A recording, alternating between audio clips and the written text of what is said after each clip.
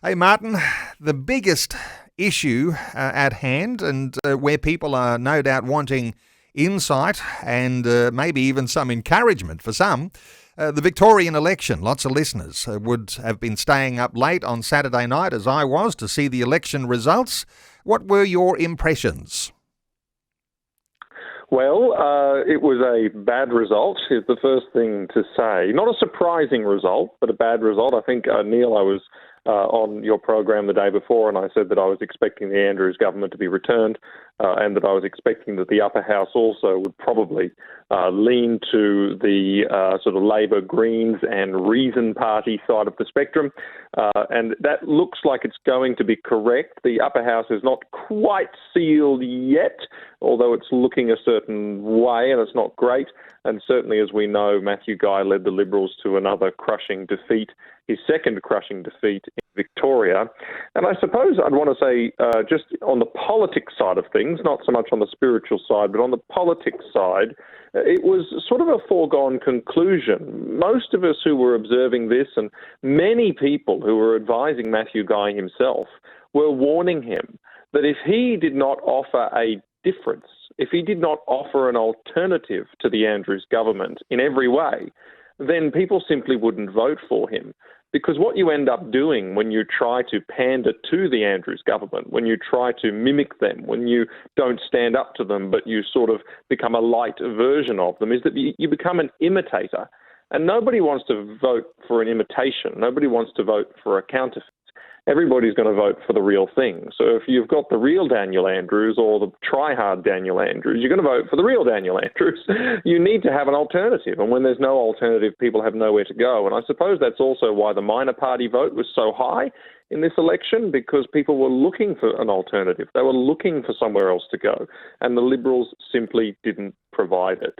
And so once and for all, following the federal election and the South Australian election, and now the Victorian election, I sort of live in hope that finally the Liberals might get the message that if they don't provide that alternative, if they try to be Labor light, they will always be decimated, as they have been 3 times now. Well, becoming an alternative is one thing. To have a Christian foundation to your alternativeness might be another thing, and the sorts of things we might talk about on this program. The challenge, of course, is for people who are on the so-called conservative side of politics to actually understand some of those principles that create a Christian foundation, but a foundation that actually sees the good of society. There seems to be a blindness to some of this sort of understanding, Martyn. Oh, there's no doubt about that, Neil. So one of the differences between Matthew Guy and Daniel Andrews was that Daniel Andrews was a man of conviction, is a man of conviction. The wrong convictions, but nonetheless conviction. He apologises to nobody for what he believes. He boldly advances his vision, and he's a man who looks like he knows what he's doing, he knows what he's about, and he knows where he's going.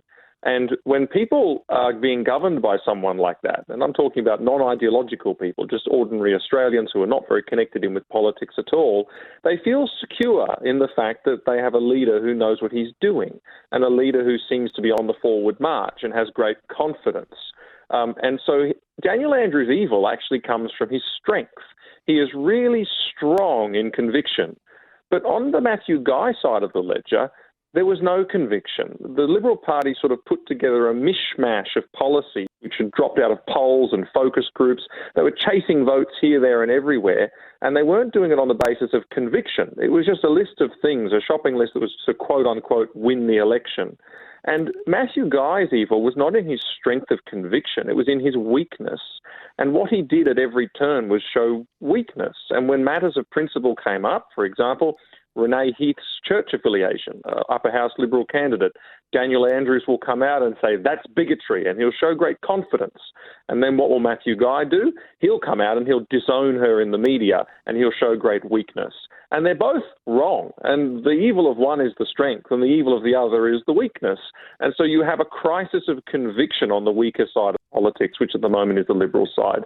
They need to get back to their convictions and their vision, because people are drawn to that. People are drawn to confidence. They're drawn to somebody who has that secure projection of they know where they're going, They know what they stand for, and people can be safe if they're in government because there is that confidence. And I suppose, weirdly, that's what someone like Ron DeSantis in America has in common with Daniel Andrews.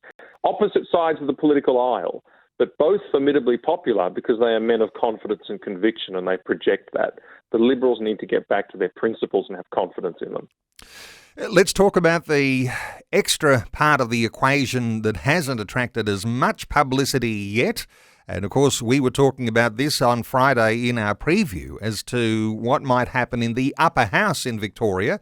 It doesn't look like there's any good news to report there either, with Family First or the DLP or others that might have a conservative capacity to be on a crossbench. What do you think has happened with the upper house, Martyn? Well, the upper house results are not absolutely final because there's a pre-poll counting and that kind of thing still going on.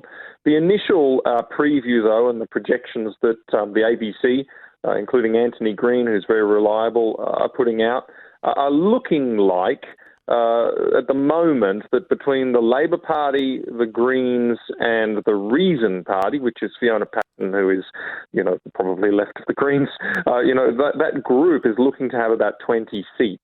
And if they do have 20, then that's enough for them to advance their legislative agenda. On the other side of the coin, though, at the moment, the Family First vote is the highest of any minor party in the state of Victoria. And they're a strong Christian Foundation party. So that's good. At the moment, they're not projected to win a seat, even though they've got the highest minor party vote, although we'll see how that goes. And it looks also as if a Labor DLP person could be elected to the upper house.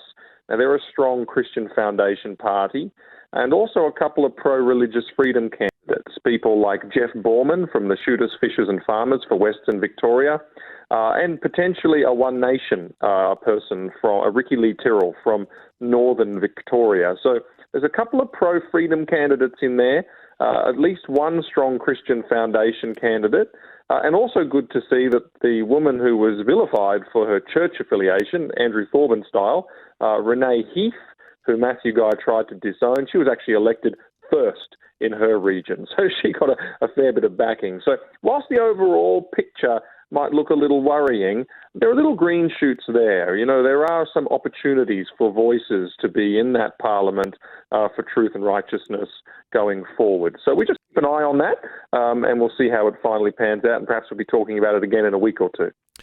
Voices in the upper house, but perhaps not the balance of power as some were anticipating and that many were hopeful for.